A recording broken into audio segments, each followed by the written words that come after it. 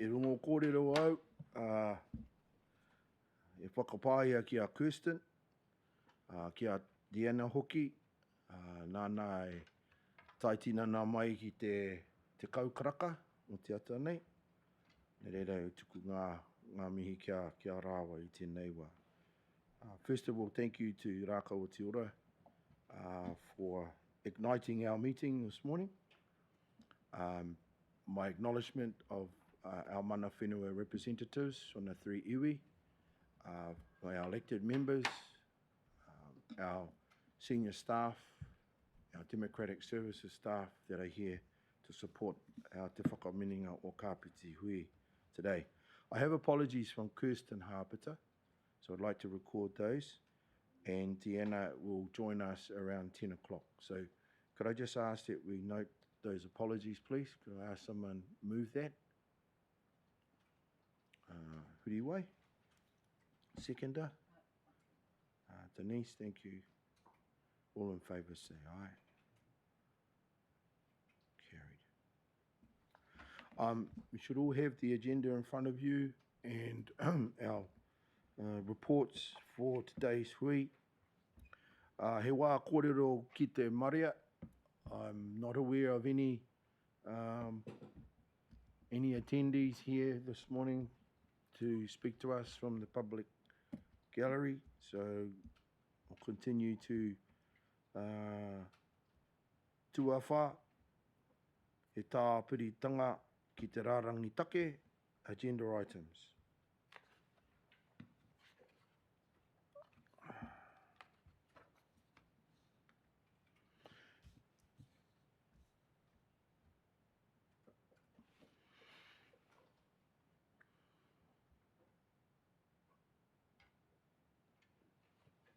Ko te tuawha, ko te tuarima, te whakau e ngā āmiki, confirmation of minutes, one o ngā rā o here ture koka. We have the minutes of the 1st of August to receive and to review. Can I please ask that we confirm those minutes, unconfirmed minutes from the previous week, and are there any matters arising from those minutes?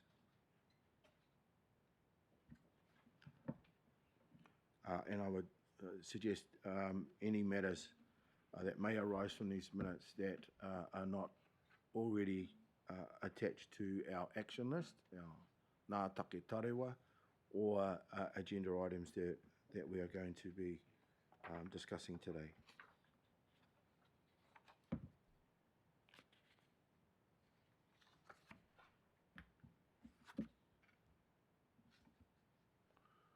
Could I ask someone to move that we confirm the minutes, please, of the 1st of August, and a seconder?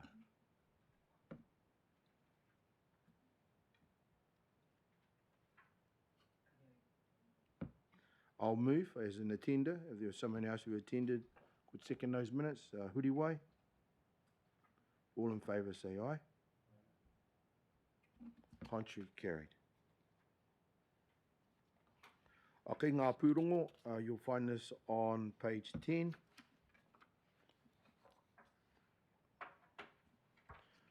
There are no reports under this item of our agenda today.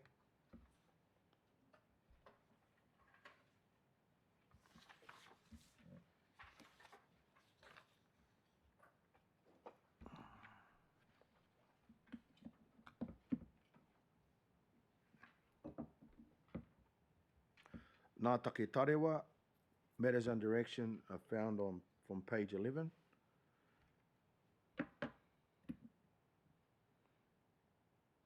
Kaya koe te wāhara, do you want to walk us through our Ngā Take Tārewa, please?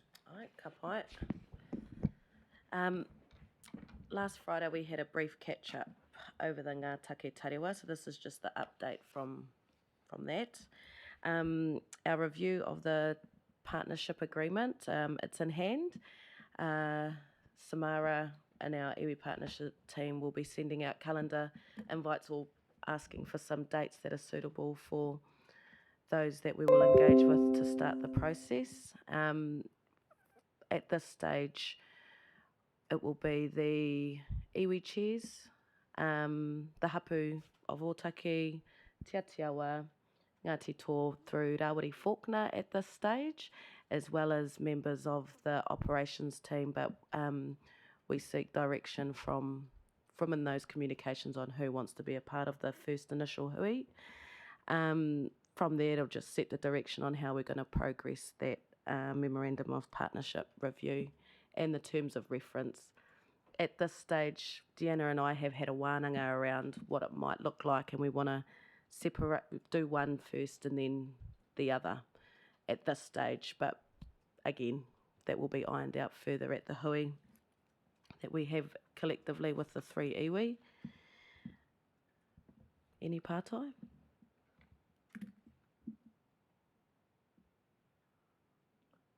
Any questions? Any pātai? Any comments? Probably just in terms of the dates, Mr. Chair,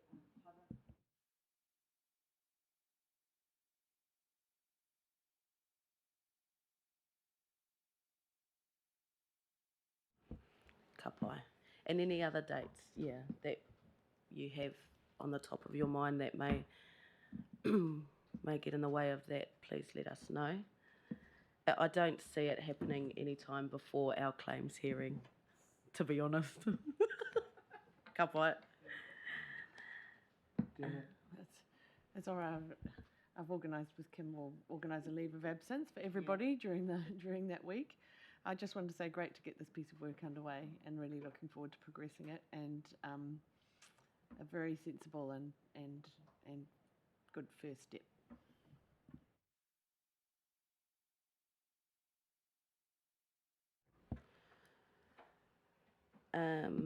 Nomination of mana whenua representatives. This is also in hand, I think, Andre? Good. Ai tika tau. It's just also a reminder, of course, that through our own iterations of appointments to our respective iwi, we have people who retire, we have new appointees that come into positions of responsibility across the three iwi. So it's just highlighting the importance of us occupying the various roles that are available to us to partner with the kaunihera.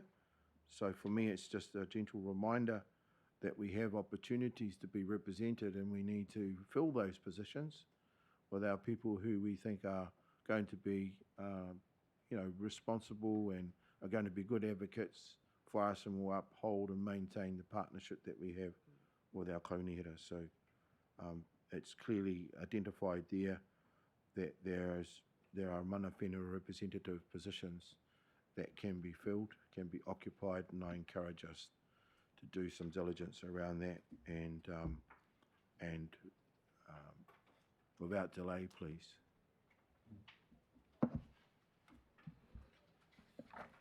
And just to add to that, I think Deanna has that in hand as well, with engaging with the iwi on those positions regularly. Establishment of a Māori ward. Comms for that today went out, didn't they, Steph? Yep.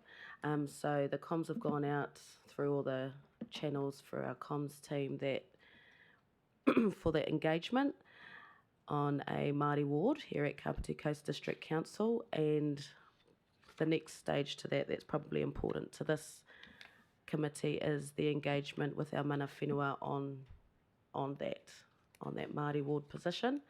But I think that's in hand with our iwi partnerships team. We'll come to you when Deanna and I have had a kōrero about it, and I kind of had a whakaaro actually on that to track how long is, Steffi, could you inform us how long our window is for the community engagement? So the engagement period is for just over a month from today until the 12th of October, 13th of October, yes. Okay. So again, that's just after our hearing week.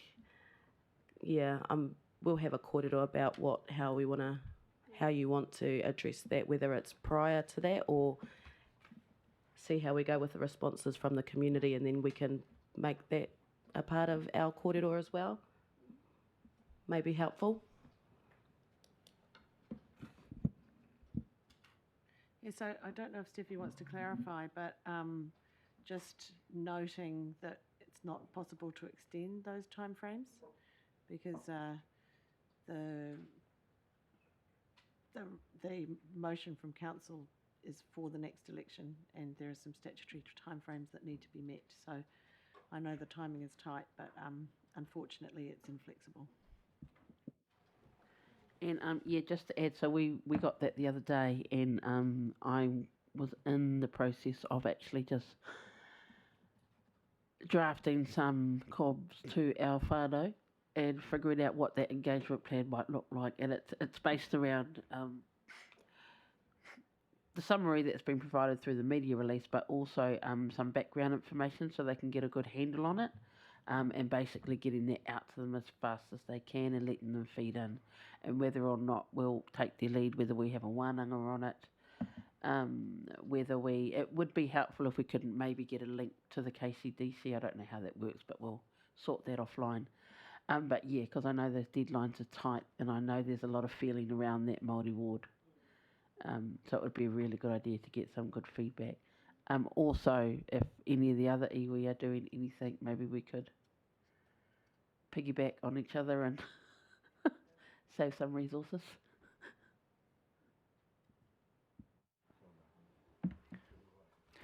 Sorry, the only thing I sort of wanted to just pick up on that comment earlier about in terms of the engagement itself, I'm assuming with the sort of current rhetoric that's out there currently in the media when it comes to co-governance and the establishment of Māori wards and the feelings in the community about that, at this particular time, I just wanted to make sure that there is some sort of contingency in the engagement plan to support the staff so that you guys are actually safe and can conduct the meetings in a safe way for you guys, and what you might need from us to support that. Yeah, kia ora huriwai. I just briefly mentioned that comment to Steffi in terms of the comms plan and the risks that could be involved in the engagement on this kaupapa. So, yeah, we'll iron those out. It's stock standard at the moment, but the iwi partnership team through me and Deanna can inform that comms plan soon. Could I perhaps just invite our elected members that are represented today to provide some guidance to us regarding the intent shown by elected members who supported the recommendation to take the opportunity for wider community consultation. It wasn't a decision that we made. It was a decision that elected members made, and I'm interested to know what expectation does that also create for them having to engage with the community. And if we're talking about safety of officers of the council, I think we also need to be very clear about the expectations that this creates for the community out there, the constituents of elected members, that will be keen to know what is the position of individual elected members across the district. So I'm mindful that engagement means that at a number of levels, community will want to talk to not only mana whenua, not only officials of the council, but elected members. So I think we also need to develop a clear understanding about what was the expectation of elected members when the decision was made on the 10th of August, and that will help inform, I think, our approach to the consultative process with the community. And I'm just so mindful that a lot of work's been done to generate the narrative and the information that's needed to outline what is required in terms of the statutes and what captures, I guess, the view of our council in terms of the decision to enter into consultation with the community. Wouldn't it be good if we could develop something that clearly provides clarity and information about what this actually means? For example, we know that if we were to have a Māori ward and you were on the Māori roll, you would have to vote for that candidate or candidates. You would not be able to vote, my understanding is, for a person who stood for council that wasn't attached to the Māori ward. So I think from the information and data that's been generated so far, I think that staff could greatly assist us to put the key information together for us. So if we're wanting to engage with our own people, or if it's a group of the community out there, that we have the information that is really important and is factual and creditable, that helps to paint the picture. And ultimately, the decision will come back to our council to determine how they wish to proceed, and I see the date in here around November. So there isn't a lot of time for us to have this conversation. So there was questions for elected members in there.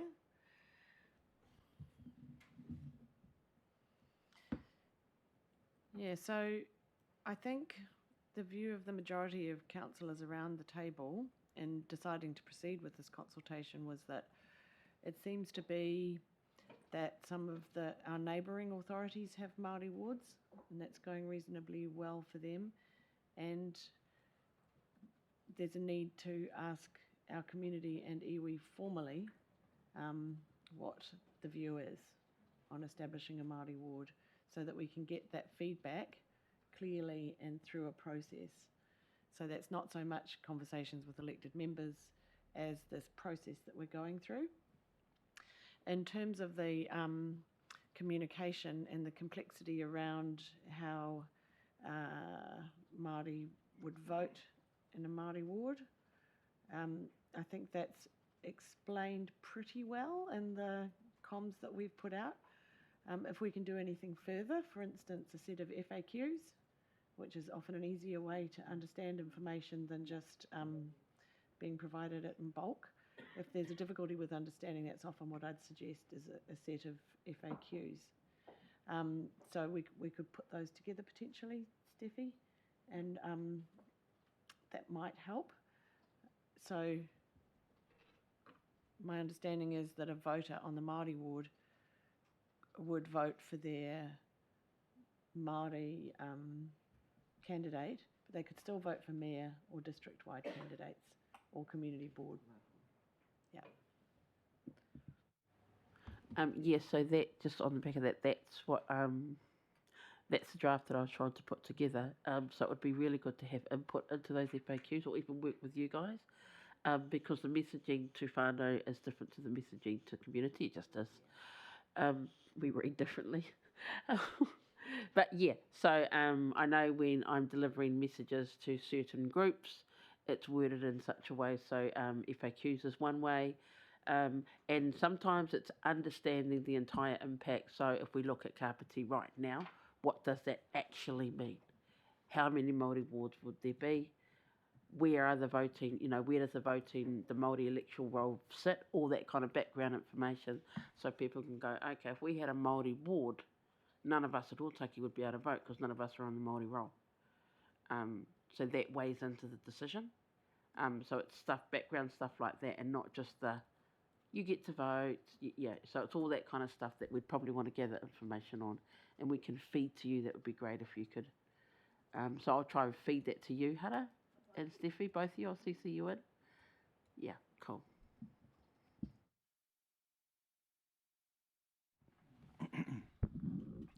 Happy to speak that. Really, it's just endorsing the Mayor's words with regards to what's just been said. This is a consultation process, so the idea is to get an understanding from our community, where they sit with this. I guess endorsing what Kim was saying, it's going to be very, very important that all the information that's going out is very, very clear with regards to what a Māori ward entails. That's going to be very, very important. Correct me if I'm wrong, Mayor Holborough, but we as councillors aren't really going to be going out and saying we either do or do not support that. We have to keep an open mind as such with regards to the process. But I know personally, if there's any community meetings or anything like that, I'm more than happy to attend, more from a support perspective with regards to managing community and that sort of scenario there as well. That's about it from me with regards to that. Kia ora, tēnā tātou. Probably just one of the concerns, and I think it goes back, and it was it certainly came aware when council talked about it in the last election process when there was contemplation to introduce the wards, and it showed how potential there was substantial change to the Otaki voting electorate. The Te Hora ward came up, our southern boundary at Kukutawaki got shifted, was not considered at all in that process. That was a concern, and that was the first concern raised when we talked about revisiting the ward. It's not the purpose of having it, but it's how it gets defined. Okay, when iwi boundaries just get removed off the map and off the table, so to speak, and we get caught up in a middle situation, and it can be tricky. It's not so much for non-iwi, but for most of our people who would be on the Māori roll and would have iwi status and other status, because there'd be other, what I call, other iwi certainly domiciled amongst us all throughout the Kāpiti coast. But in terms of iwi boundary, and I guess that's probably a higher conversation, Janet, it's probably just not at KCDC, but that's a Crown discussion about how they go through the process and how they apply that process when they make changes. Kia ora, tēnā pia Andre. And just responding, just wanted to add to that as well. The representational review, that actual decision was out of our hands with regards to boundary change. But if we go through representational review again, which this process will trigger, something I would certainly flag is putting a lot of weight with regards to that conversation and making sure that we're pushing that conversation back to Electoral Commission as well. That would be the very good opportunity to do that.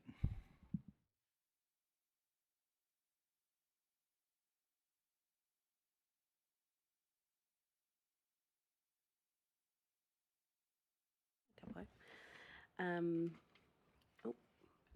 that on? Oh, yeah. Our heritage funding. There's been heaps of kōrero around a haerenga with the 3 iwi from south to north and identifying all the significant sites that are important to the rohe. It'll also signal what we have in our takiwa in terms of our heritage. Andre made the comment of the plaque that's at Rangiatia that's currently sitting without anything on it. It's just a concrete plinth. So to navigate this mahi here would be a good opportunity for the 3 iwi to come together and go on the haerenga to identify those things and how we could make this something outside of a heritage trail, to identify what's in our rohe and where we want those signifiers to locate areas of significance to our iwi. Deanna and I have had a kōrero about an important kōrero we've had in terms of our team is prioritising this mahi.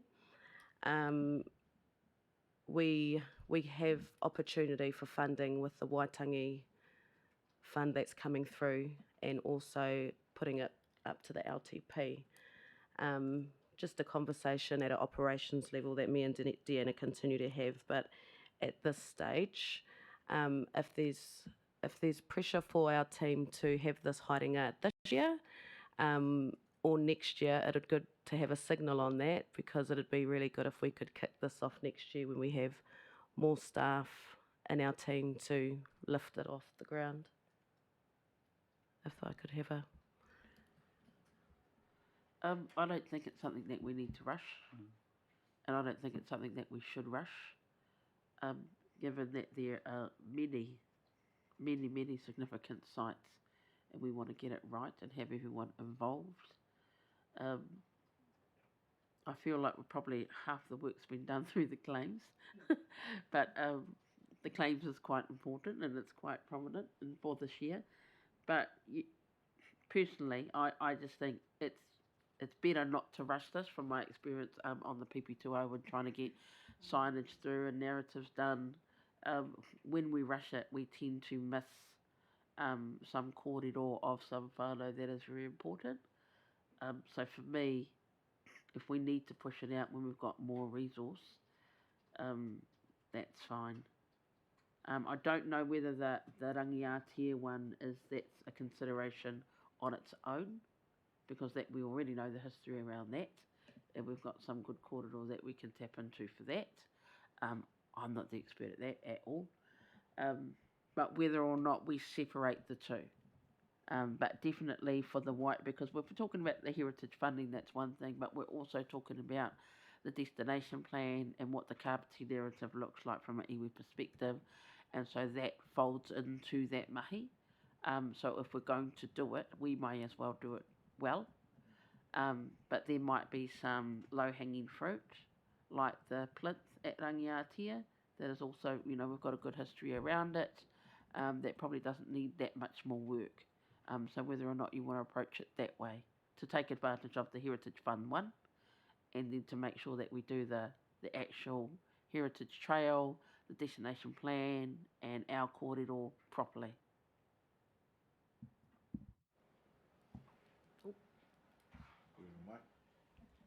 I agree with that. I support finding some low-hanging fruit and making a start, but taking the time with that bigger picture. We've also got the Better Off funding that we set aside when the Te Urahi project was cancelled. So we need to progress that too. That's to tell the stories that were going to be told within that facility across the district instead. So we really need to get going with that. And I know Councillor Lisco frequently brings that up and tries to progress it, particularly through the economic development team and tourism team as well. But this would be a great opportunity to earmark some of that funding to some of that low-hanging fruit. So really good progress, and I look forward to having more council resource in the arts and heritage space to progress this down the line. It'll be fantastic.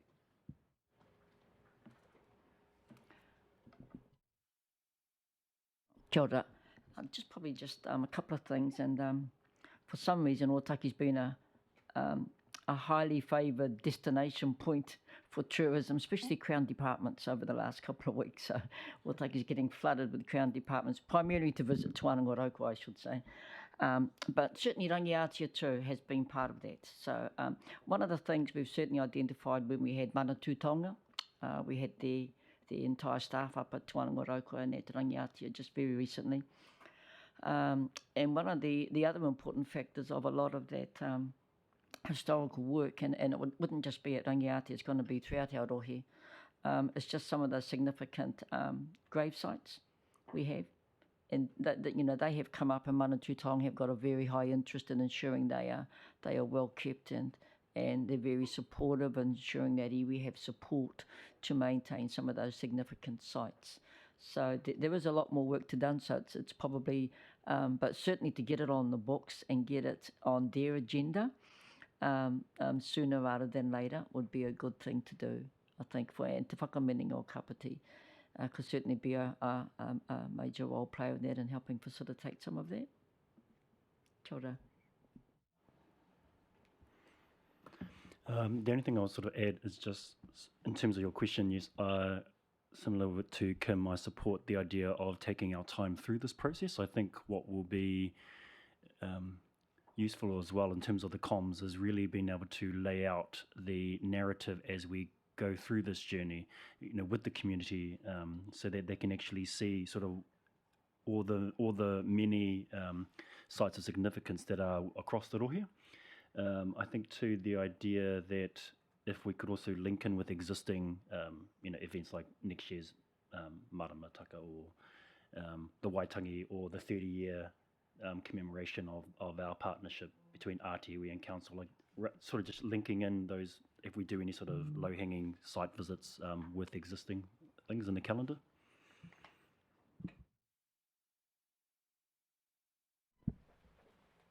I'm going to suggest that the reference here for this particular matter by Te Mate, which identifies chair and pauhononga ai iwi, provides for the opportunity for us to get together and do some work on this.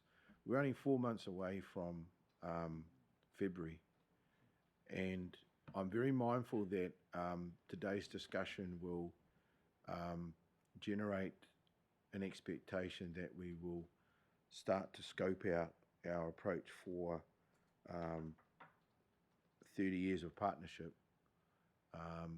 and that what that could look like in 2024. Wouldn't it be helpful if, in advance of that, we have at least reviewed what was referred to in my time as an elected member as the Heritage Trail, and I repeatedly have identified the plinth. I don't think that's the correct name, but inside the gate at Rangiatia, because that was part of a project that was led by the iwi and the council to install those new plinths and to upgrade the actual plaques that were on them. And there was a significant amount of work done across the entire district. I'm suggesting that we start a review through the assistance of council, and I would want to direct this through Hara. Let's revisit what was that heritage trail that was established. Let's identify those significant sites. But what I think we should also be contemplating is that if and when we plan to physically visit the various sites of significance, the heritage trails within the district, I think there's a link as well to the operational relationship, and not just in terms of staff that may carry the portfolio to look at art and heritage and culture, but I think we could, if we're smart, we could also then identify some of the day-to-day operational relationships that also exist.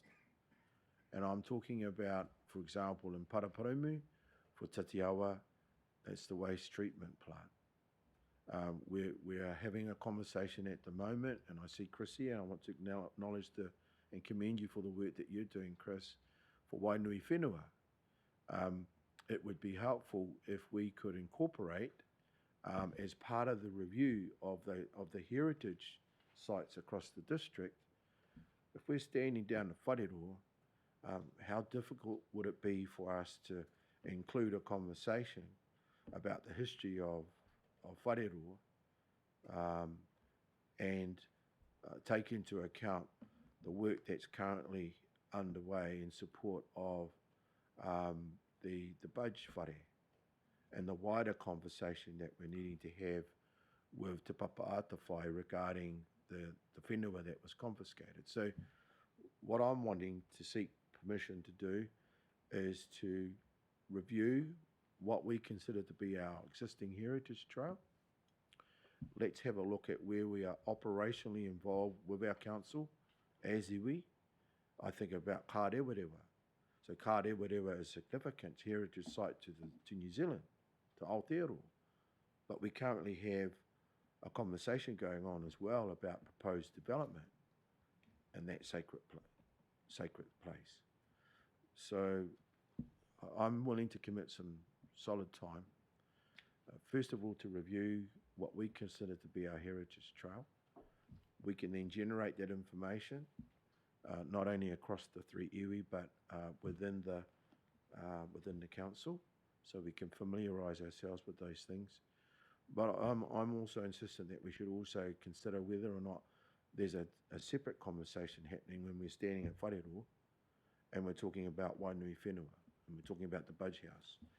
And I think we could incorporate that information so we can start looking at scoping how we plan to approach our hikoi through the district with our elected members, because we've created the expectation that we're going to do that. And so that's the approach I would ask that we take, and it does segue into to item 10, where we are needing to time frame things regardless of the other responsibilities and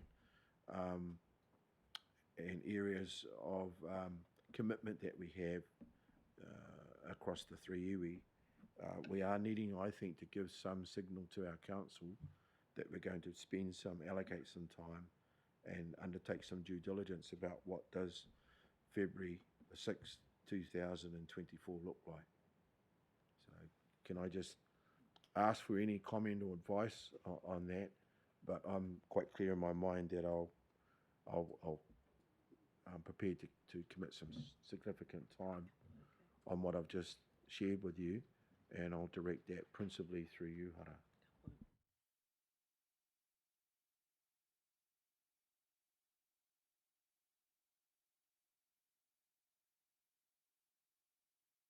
I agree.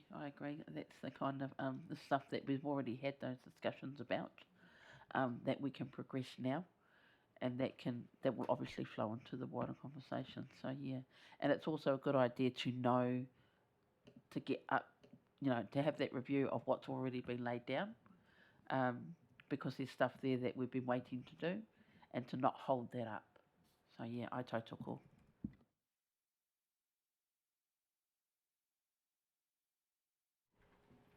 Kia ora, kei te tautoko i nei mahi. Kia ora.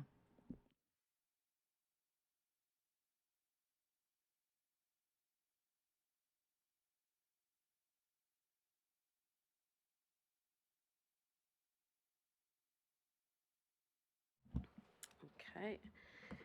Point 10, Waitangi Day. The steer on this I need is whether or not our team should go forward and apply for the funding, Te Manatū Taonga's funding. Deanna's ready to go with the application form. I just need endorsement from Yes. the table. Ka whai? All right, and then from there, once the application's filed, we'll have a catch up around our timelines and how they'll work in offline.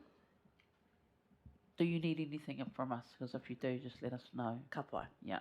Cool. And I have been provided with a copy of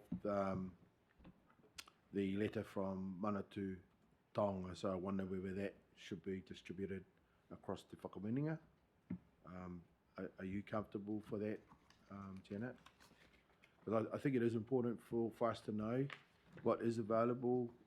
Obviously, we want to have input, not just from our mana whenua representatives, but from council who can provide the endorsement if that's what's needed, and the appropriate references. So can I just ask then that that letter is circulated to our mana whenua representatives of Te Whakaminenga? And then, yeah, again, do we rely on you, Hara, to help provide some direction here for us? Okay. Oh no, the only thing I was going to add is that it might also be useful in the application for funding is to reach out to Te Arawhiti, because I believe they also have a sort of community fund, but the idea, or Te Puni Kokiri, but the premise being the 30 years of partnership would actually be, there'd be quite a few agencies who could actually support.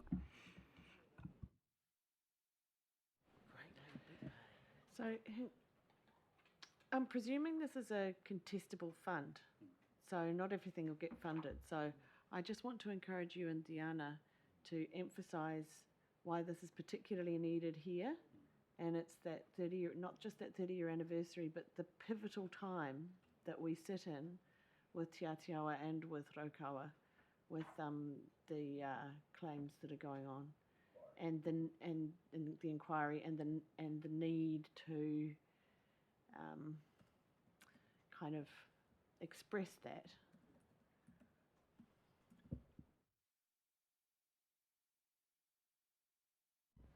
And perhaps this is just so there is clarity as well that it's also a significant time right now when we're under additional pressure to pull together everything for our takutai moana applications, so the foreshore and seabed.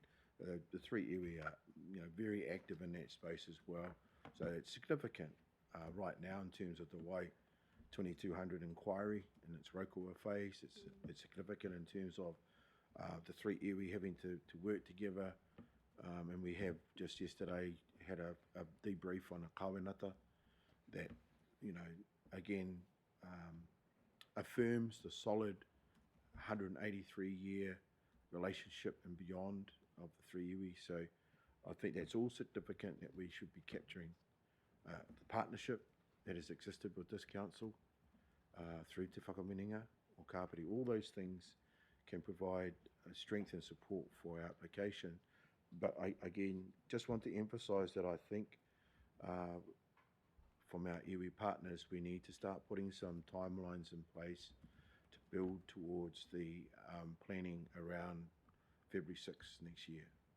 And I think that's something that I'd like to be able to report back to council on, that we're actively looking seriously about how we wanting to scope that for next year. As I say, 4 months to go, and there's a quiet period where some of us will be sunning ourselves out at Otaki Beach.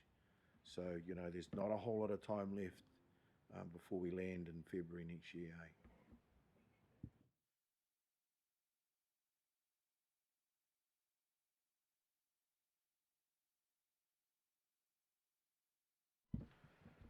Item 11, as I've said earlier, I really, first of all, want to commend our council staff and officers for the work that they've done here in support of our Ngāti Haumia whānau. Thank you very much, Chris. I've reported this back to our board. Just want to commend you for what you've done. Visibly seeing the presence of our local authority and our regional authority working together, and it is commendable. I'm satisfied that Carl Farrell in particular is feeling as confident as he should be about the protection of this papakainga, and obviously it has a huge flow-on effect in terms of Ngāti Haumia being recognised, and I think about Carol Reihana, her advocacy, the work that she did in her lifetime as a very proud Ngāti Haumia wahine. So it's respectful of that generational relationship that has existed, not only between the iwi but with this council. And obviously the bigger conversation is encouraging Ngāti Haumia to be clear about their future aspirations of not only the protection of this whare, but their aspirations of wanting to develop papakainga, their aspirations of wanting to build a marae. You know, I'm reflective of Ngāti Raukawa having only ever established one new hapu since we settled here. That's significant. So to hear that Ngāti Haumia have this vision, have this moimoia of wanting to build a marae is hugely significant, and must not be underestimated how valuable that could be to our district. Just as I'm hearing Ngāti Poke Tapu are talking about wanting to build a marae in Paraparaumu. How exciting is that for us to hear that? That's got to be good for our relationship as treaty partners. And so, yeah, really what I want to just reiterate is my commendation for all the good work that's happening here, from the Mayor and her officers down. Certainly on behalf of Tatea Waki Whakarongotai, I want to acknowledge the value of the work that you've done and the progress that's been made. I don't know if there's any other comments or advice that the meeting needs to receive today, but that's something I want to convey back to our hui this morning. Yeah, I think we want to acknowledge not just the work of Chris and Calvin and our council staff, also Councillor Sophie Hanford, who's been driving this, but also the role that Greater Wellington are playing in this. It's not always easy to get through Greater Wellington's red tape, particularly when you're on a park. But it seems like in the last meeting, we made a really good step forward and have a way to progress this in a kind of two-stage process, where the first stage is focusing on the whare, and then the second stage is around that wider picture that you talked about, Andre. So thank you for your words today and for your support. I know that means a lot to Carl, to have the support of the other iwi around this. He feels like he's been alone in his struggle for quite a while, particularly since Carol passed, and to have that support of the other iwi is really meaningful, so thank you.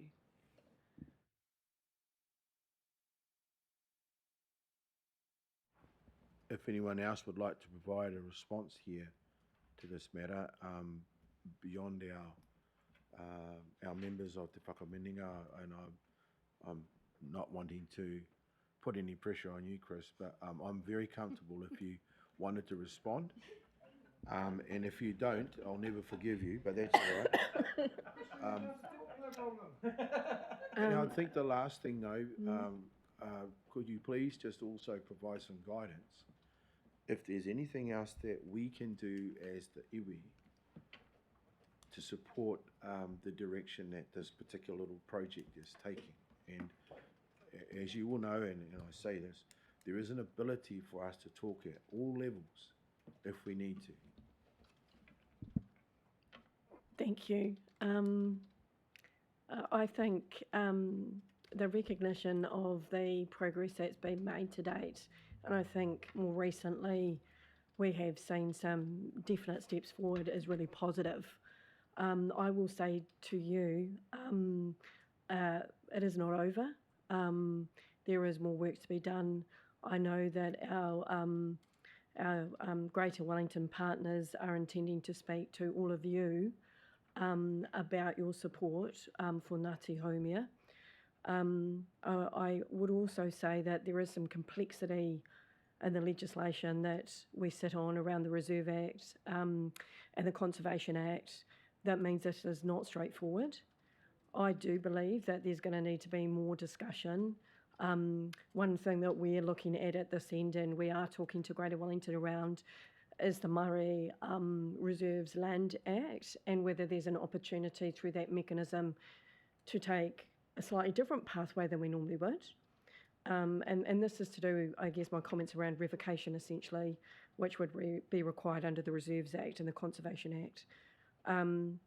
I also think there's an opportunity to be continuing to tell the story about the vision collectively that we have in this space. You talked about in the future, yes, Ngāti Haumia having or re-establishing that position for hapu, the vision for the marae, the vision for the papakāinga. I think that's critical to have a collective view on, and we will be coming back to you because I know that we've had some positive support from Greater Wellington around following up on the honorary kaitiaki role. They have also been having some follow-up conversations that they've discovered some difficulties in it. So with one step forward, there is two steps back. So we will have to continue to be together to problem solving, I think, and thinking about the point at which we do use some levers to talk to some ministers about how difficult this is actually, and how maybe they need to consider those pieces of legislation are coming together. I don't think this is what they intended to be happening. So it will be how do we use this as a way to further conversation into the future. So I'm very committed to being on this journey and supporting that conversation with you. So you will hear more from us.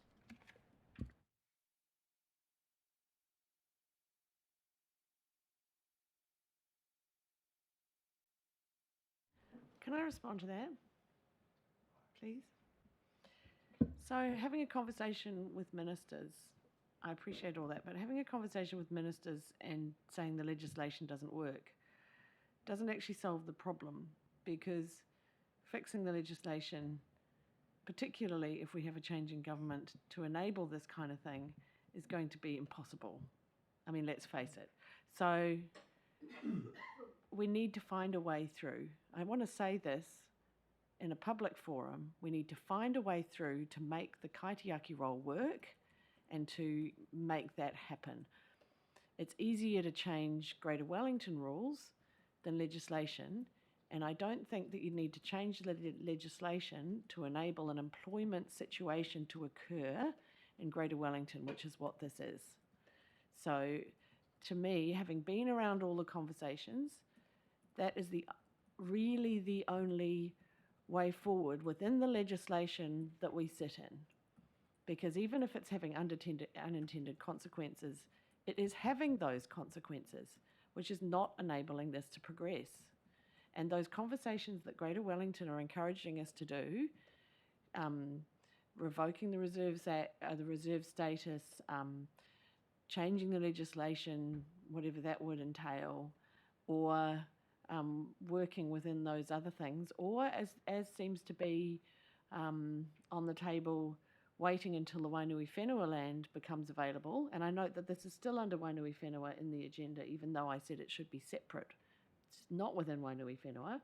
Waiting for the Wainui Whenua land to become available, whenever that is and however that looks, and however appropriate that land is. And we've heard from Carl that it's not appropriate, it's too far away from the initial site of the house. None of that is going to work. The only thing we've identified that could possibly work to achieve this in the shorter term, which is what we want to do, is that kaitiaki role. So I'm really disappointed to be hearing in this forum that we're again hitting snags with that. And I'd like to hear exactly what those snags are and see if we can work a way through. And that's just a statement. It doesn't require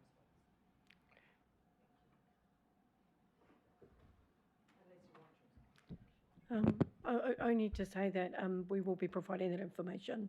So we've only heard that in the last 2 days. And I counter to what had been said at the last meeting, that there was hope that it would be easily progressed. So we will come back to you. Thank you. I just note, Chris, in here it's saying the next meeting was scheduled for today. Is that proceeding? We have talked to Greater Wellington, so that meeting happened yesterday. And so that's where I've had the feedback from Greater Wellington around their current position. And so we are taking a bit of time to understand that a bit more. I guess I take on board the comments that the Mayor has made around legislation. I think that that is heavily behind Greater Wellington's current position, which is why I've raised it. So I guess we were thinking more that there's other legislation that can be considered, and it's how those legislative tools sit together that's the conversation for ministers, not necessarily changing the Reserves Act. It's got a purpose, and so does the Conservation Act, but it's how, for example, the Māori Land Reserves Act sits alongside those, and whether we're looking at this from a wider perspective or a very narrow perspective, and whether that might offer Greater Wellington some different choices. So that's what we're trying to pursue. And then if we're facing this challenge, I'm sure we're not alone. So could we be raising this as something that ministers could be making some choices around in terms of giving more mana, for want of better words, to the Māori Land Reserves Act. So that was where I thought there was an opportunity. Further conversation to have though, and I don't want to get ahead of our conversation with Greater Wellington. We will bring that back, and we are making sure that we are holding feet to flame, for better words, that there is some action happening. Thanks, Chris, and I appreciate all the effort that you're putting into trying to find a way through this and trying to find a way through with, or sometimes despite, Greater Wellington and DOC. Yeah, so thank you. Just a couple of comments to conclude.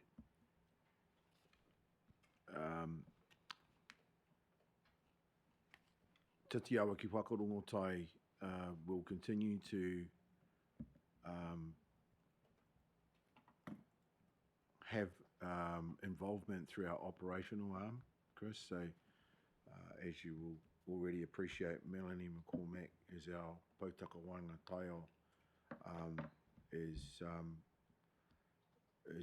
doing her best to be visible here in this conversation for us. So we're wanting to also ensure that our operational whūtaiao are visible here, are active here. Ngāti Haumia is aware of us wanting to be visible and wanting us to be contributing to the approaches that are being taken here.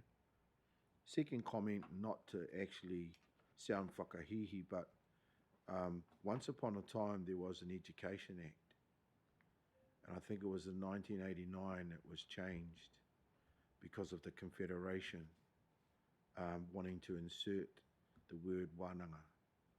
So the Education Amendment Act came about really as a result of a vision of our tūpuna, and that was enacted, and that is what is reflective of whakatūpuranga rūmano. So whatever we can do to influence change, whatever we can do to have a conversation with our Crown entities at whatever level, I'm open to us exploring that, if that can be of any advantage to us in terms of this particular take.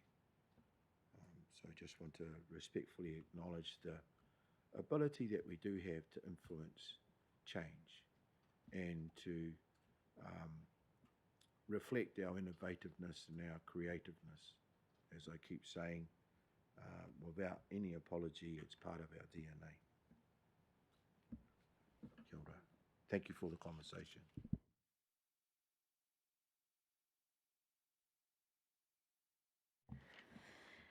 Points 12 and 13,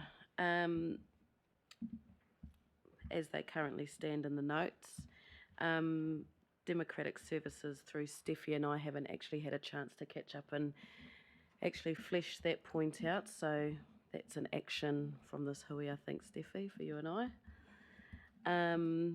And Te Whakaminenga or Kāpiti Secretariat, as the note says, it'll be reviewed in the Tiwok Partnership Agreement and also the iwi Partnerships team structure going forward, which is ongoing. Any part-time questions?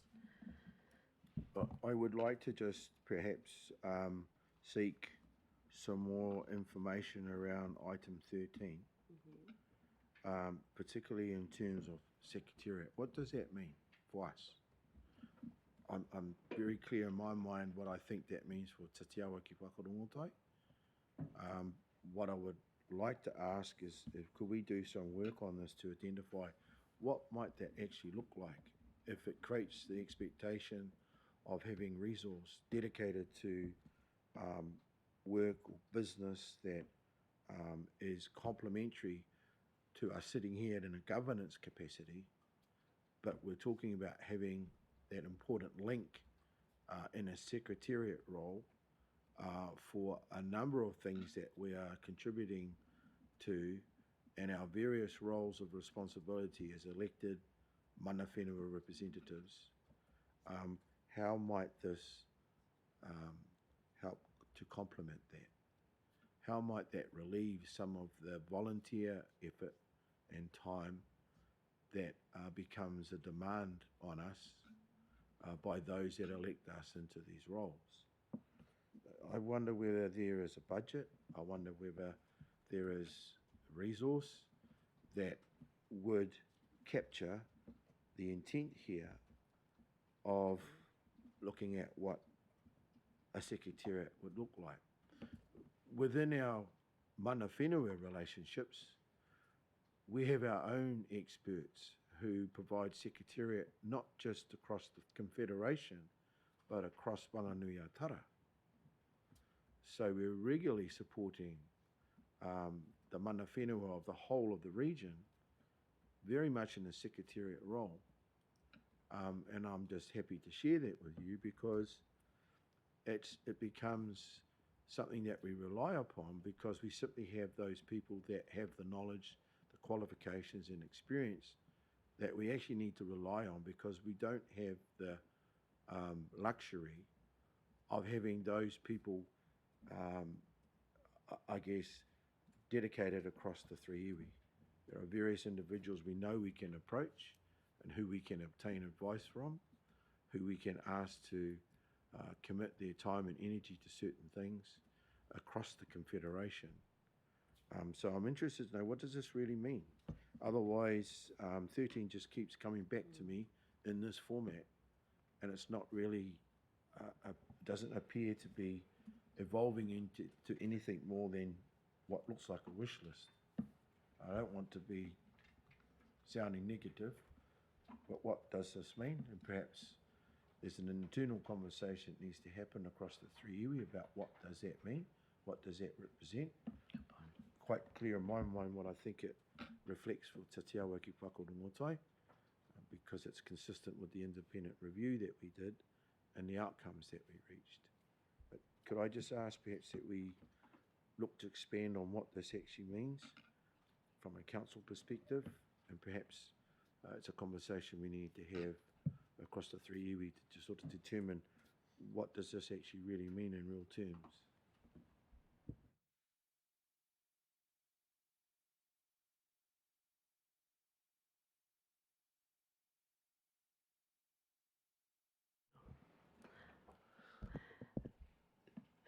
I'll go. Tērā pia he whakaro noa. Would you, in terms of this, I think a lot will come out of the kōrero Steffi and I have, in terms of how council structure meetings and what's on the go at the moment. But would you be happy if I was to scope something in terms of what I think the role could potentially be, and share it, and then have a kōrero around the table with te Whakaminenga on that?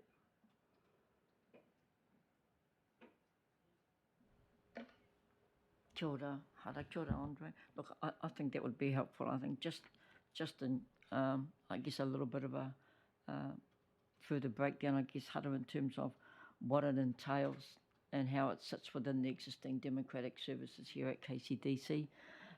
We have recently, we'll be honest, that recently last Friday and in our Friday morning catch-ups, we've talked about this because, we're having catch-ups at 8:30 on a Friday morning to go through a lot of the Take Tārewa, and we have, and just the volume of work that's coming across the table at the moment, and the girls are trying to capture in between theirs. We're really loading a lot more into that. So we did ask, I'll be clear with you all, I did ask at the last Friday morning catch-up that we have an hour on our own as art sometimes to discuss some of the matters we need to discuss going forward. We quite often have this forum, but then we don't get a chance to get back together on ourselves immediately preceding or post these meetings. And a monthly meetings, quite often there's a lot more work to be done in between the subsequent meetings. So I think it might be helpful there, I'm not sure, but it could be helpful in that regard. But I would certainly appreciate, a little bit more work and maybe some comments with all of us in terms of where we think that might be helpful to us, what it might look like. Andre?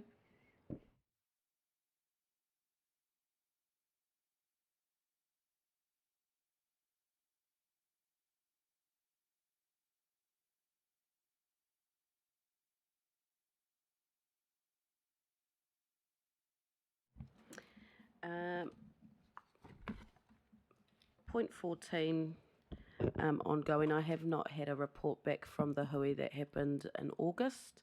I'll follow up with Mike Mendoza and his team, who I think facilitated the hui, unless iwi at the table have heard how that went, maybe, with the Taiao teams in that space.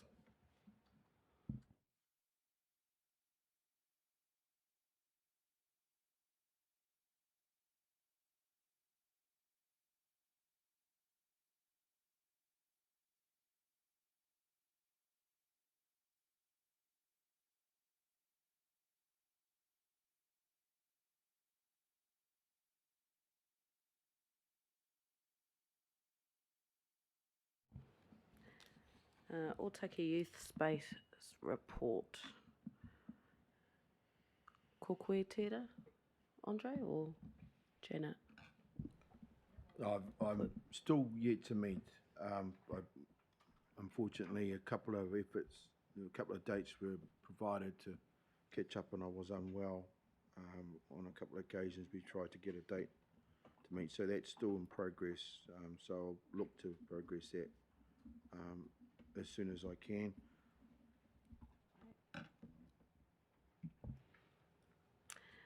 Point 16, Tino Rangatiratanga flag. At our previous hui on Friday, we were looking to get this one moving along and to determine what the process, if any, is for that to happen. Seeking members' comments on that, if possible.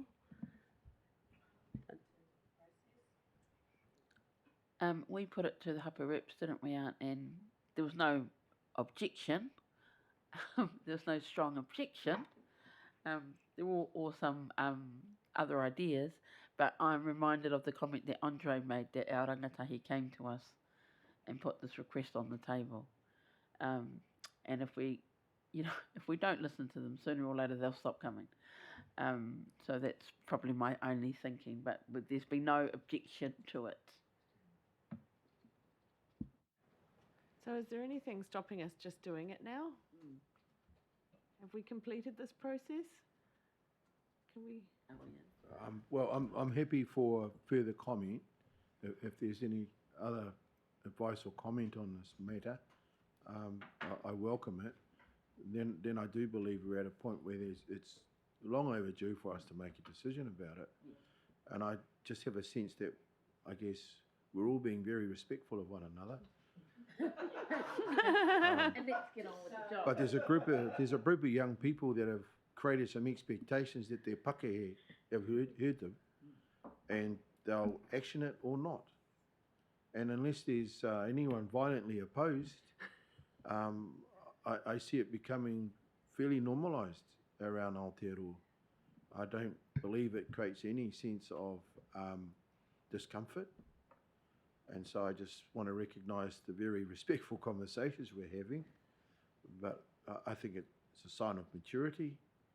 And I would like to think that we would feel comfortable to respectfully acknowledge the young people, our rangatahi, our taiohi, and our rangatahi that asked their pakeke if we would seriously consider representing them and representing ourselves by putting this haki up in our whare. Okay, so we're going to, that's an instruction from this table. Do we need a motion or anything, or do we just get a flag? And does Art have a flag? I mean, it could be a placeholder until we make something that's more locally significant potentially. That was my other thought. And I think it's a timely and important move, actually, and it's more than just the fact that our rangatahi have asked for it, though that's really important. They asked for it for a reason, and that's because we want to have expression to our commitment to our partnership, and that's how we govern. That doesn't say how we govern up there, you know, with just the European colonialist flag. It's not us. It's not an expression of what we're doing here today and what we try and do as an organisation, particularly as we refresh the Memorandum of Partnership and give expression to that. And also particularly in the current worrying political climate where all of that is under threat. So let's get it up there as soon as possible, I reckon.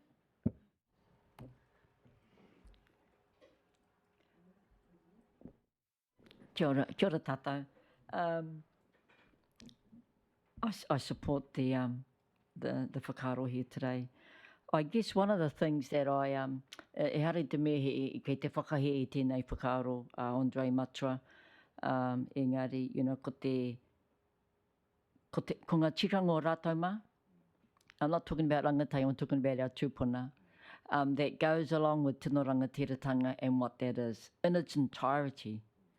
And it's a time to be totally respectful of one another, of our differences and our similarities.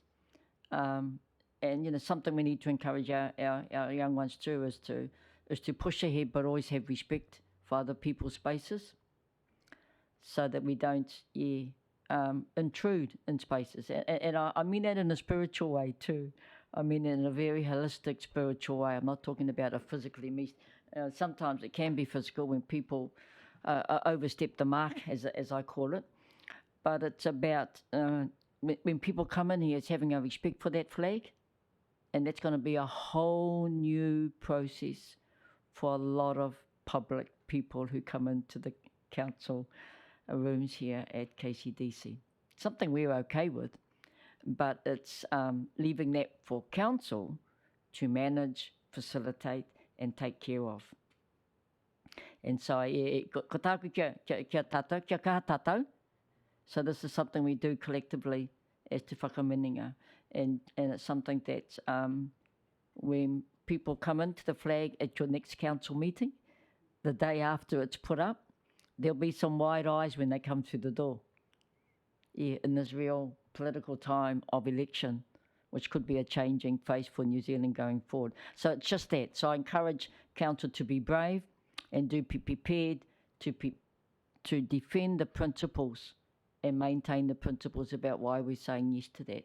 And it's not just to our rangatahi, but it's to say we're partners in everything we do, and we'll commit to that partnership, yeah, as long as we're involved at this table. Kia ora tātou.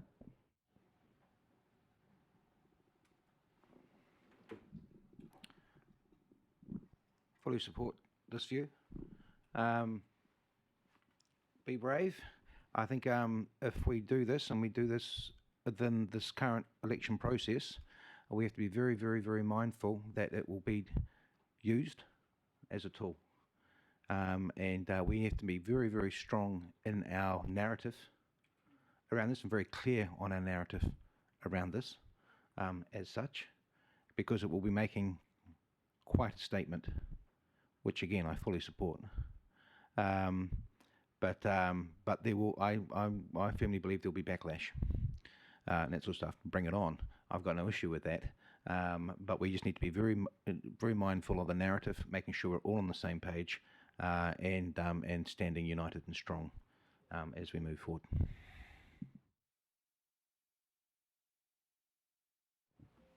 I heard an expression during the week about the term tino rangatiratanga and kāwanatanga, and I thought it was one of the most thoughtful and inspiring definitions, that kāwanatanga is our treaty partner who should go off and do what they need to do to honour their commitment to their treaty partner. And likewise, for us to express our tino rangatiratanga is to have regard for kāwanatanga. It's not to impose ourselves on each other, it's to respectfully allow the partnership to reflect the responsibilities that we inherit. So I see this as being symbolic of that. I also think it's hopefully going to create the restoration of our young people feeling comfortable to come into this whare. So those here today will reflect on us sitting at Roko Marae, hearing those rangatahi talk to us about what they experienced in this whare when they were racially profiled, and when there was behaviour from our community that was not at all appropriate at all. And so mindful that the story will link to our efforts to restore the significance of the voice of our taiohi and our rangatahi, that this is a welcoming, comfortable, culturally appropriate space to come into. So I think, yeah, the narrative will be important, and that will be something that I hope we can capture accurately in the minutes of this week to reflect that. And the only other advice I'm seeking is how is this, is there a requirement for this decision we make today to be mandated or supported in any way by the elected members of this council? I'm just not sure whether that's prescribed in any way, but I would invite advice on that.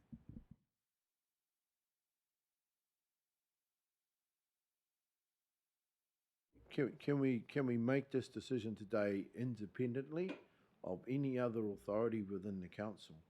Is this decision able to be made solely by those representatives of Te Whakaminenga or Kāpiti?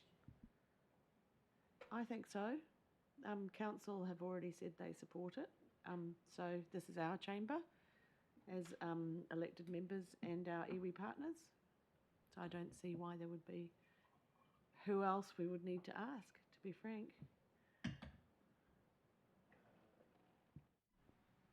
Sorry, through the chair, I just want to make sure we're 100%. I don't recall us. We might have talked to it. I don't know whether there needs to be something passed with regards to making that a solid recommendation, just so that it's. I'd call it dotting I's and crossing T's. That sort of stuff. As I said, this is going to go under scrutiny, so I'd be very, very careful about the process that we use to instigate this, just to make sure it's clean. Around process. That's all I'm saying. I don't think there'll be an issue at the table as such. There's been support for it, but I think a process would be appropriate, with just in case. That's just my thought. Yeah, that's just my thought on that.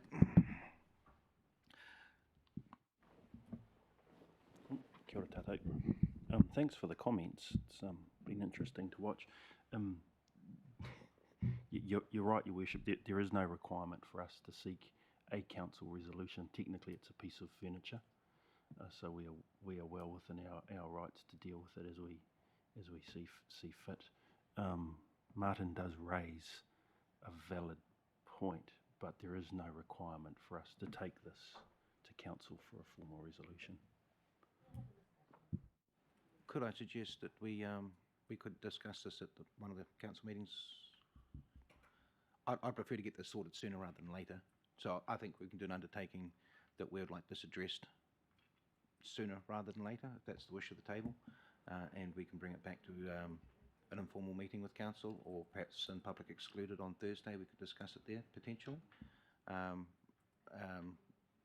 just conscious of expedience. I don't think we've got another council meeting for a couple of weeks. It'd be perhaps quite good to get it sorted this week if we're going to go through with this. That's a good suggestion. Well, we've got an additional council meeting, which is public excluded on Thursday, so we can discuss it there. Great.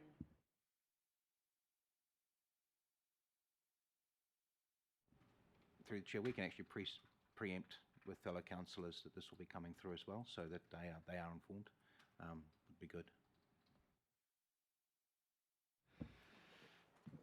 Thank you for the responses. They're helpful, and I'm mindful and respectful of elected members who have a right to appreciate the decisions that are made here.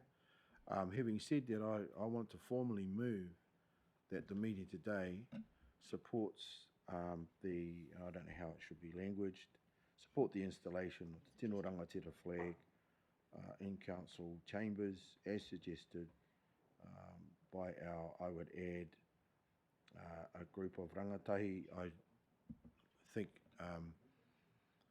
I'd feel comfortable if that referred to taiohi and rangatahi, but I'm happy for that to be debated during public forum, referencing the approach that was originally made. But I'd like to move that, and I'd ask for a seconder, and then I'm happy if there's a need for any further debate. Tautoko. Seconded by Denise. Is there any further debate or any further discussion? Not to sort of go against it, just sort of wondering in the wording of that or any other subsequent wording, is it possible, just trying to pick up from the point that was raised earlier about the Tino Rangatira flag, or another one that sort of more reflects, arts Confederate iwi, whether it's one that's done up as a contemporary design or one that we often use for tangianga or other kind of events. Rather than sort of like it must be the Tino Rangatira flag and that's it kind of thing. Just sort of like, or one that we can, that sort of more reflects our local iwi.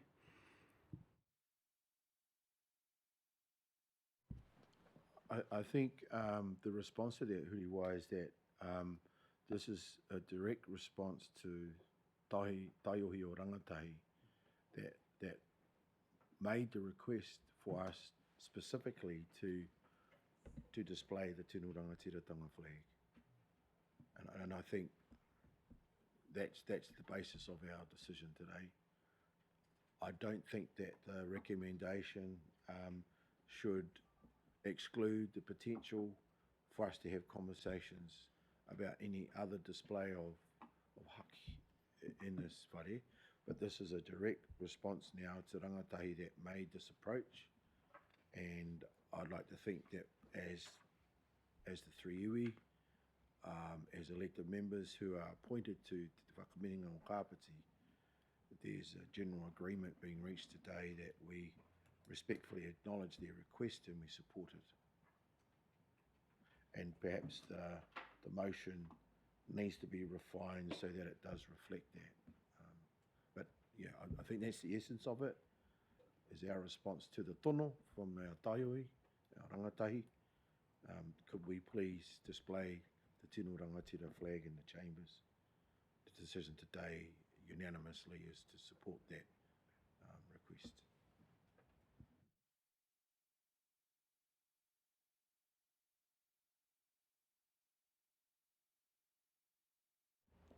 Could I just make a comment on that? It's probably just in response to Huriwai. I mean, when there was a suggestion earlier just on the art flag, I can't recall that we've ever had a specific art flag fly at our marae. If I think of Raupa Trustees, Raupa Marae, because it's Raupa Trustees and it's also an art marae. But we have had a lot of our hapu do have their own flags. We do have that. At Takapuahia they do. And so quite often it's often a hapu flag that's flying. Predominantly Ngāti Huia, in our case in Otaki, but that is the predominant flag. It's a good question, but I think in response to partnership and the treaty, I guess Māoridom recognises Tino Rangatiratanga flag. Not to take away from where we are as tangata whenua and mana whenua, but I think it just says something that KCDC is a forerunner, and I think that's really important. The fact that we have Te Whakaminenga and we have that MOU is something that very few, I know a lot of other councils struggle to establish something that we have like we have here with Te Whakaminenga. So just, I think it's a good discussion to have further down, but I mean, I pondered on this. I was actually had to ponder long and hard when this first came across our table, and so ngā hapu. But it's for us, it's putting a signal out there that those of us who sit at the table and represent our mana whenua and others is that KCDC has recognised that, and that's the erection of the Tino Rangatira alongside the New Zealand flag. Kia ora. Kia ora, Huriwai.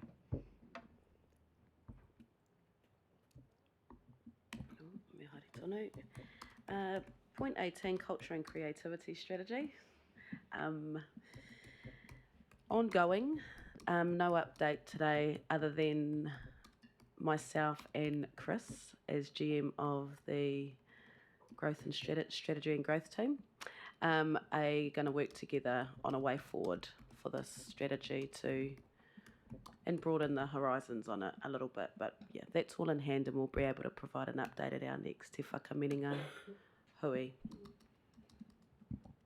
Can I just ask, does this potentially relate to the conversation we've had earlier around the cultural and heritage stuff? I would imagine if they've got a strategy that would be talking to the actual mahi on the ground that I guess reflects a strategy that you develop. I'm just wondering whether perhaps there's an ability to show the link between this strategy and what we talked about earlier in terms of arts and culture and heritage stuff. That's perhaps just asking for some advice on that, and is that relative to what we've discussed earlier?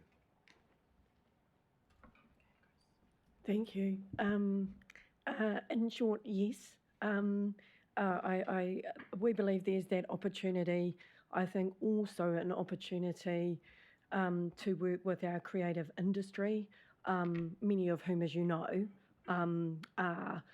will be from iwi, from mana whenua, and giving people the opportunity to have input to the support that's needed to bring the strategy to life. So it would be extending the current focus of work that's been initiated, essentially to cover those two additional areas, so that when we bring it back to the table, it perhaps better reflects what you hope might come through from that strategy.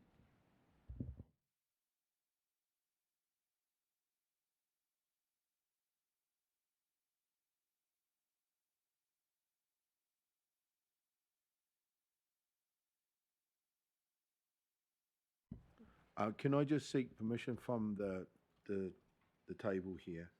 Ron, tēnā koe. On our Ngā Take Tārewa, we have an opportunity to provide update on the speed management plan, but I'd like permission from the meeting if we could progress our conversation around this to 10.1 on the agenda. I see you sitting there, and I'd like to ask if we could please promote this item of our agenda, and we can capture where we're sitting with our Ngā Take Tārewa, but I'd like permission from the council, from the meeting councillors and our iwi representatives to invite Ron to report now to us. Are you comfortable if we can do that? I'm just mindful of seeing you sitting there patiently, and I'd like us to welcome you to the meeting. So, hara mai koe.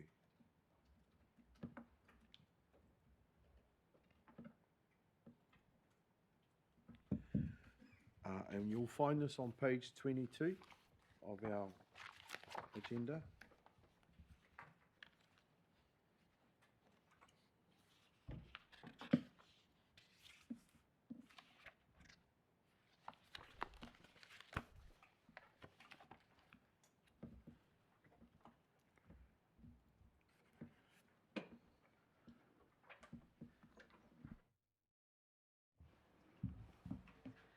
Tēnā koutou, te Whakaminenga, ko Ron Minima Aho. I'm the Transport Safety Lead at Kāpiti Coast District Council. I'm from Kirikiriroa, and I've spent most of my working life working in Aotearoa. My whakapapa is Dutch. I live in Paraparaumu since 2015. Tēnā koutou katoa. So thank you very much for having me.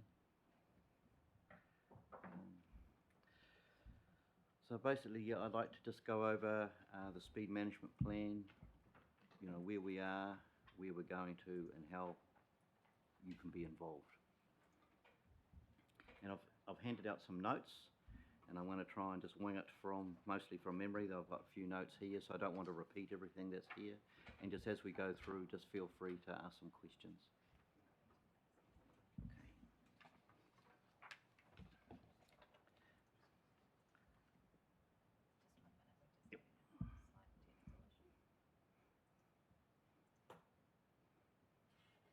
Probably what I can say is the speed management plan, while we have developed this is going to be ongoing. So it's not just we're going to have a chat about it now and then it's going to stop.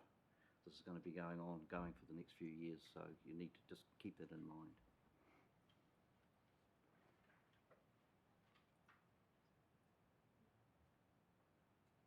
We have it on the screen behind you, Ron. Oh, right. Shall I? Just a bit of a glitch with not coming up on the other screen. I'll just come and sit by you over there.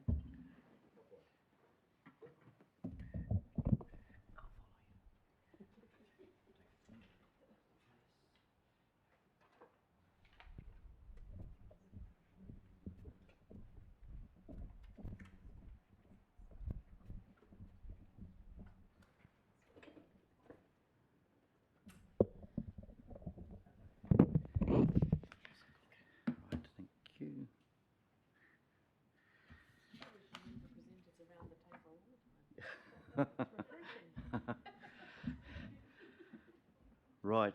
Yep. Thank you for having me. I'm just going to talk about the speed management plan, and this is our first plan, 2023 to 33. And just feel free to ask questions as we go through this. So I want to talk about essentially what is a speed management plan, and then I'm going to talk about Part A, what Council is planning to implement before 2027, and then Part B, what Council is planning to implement after 2027. And just as we go through, just ask questions.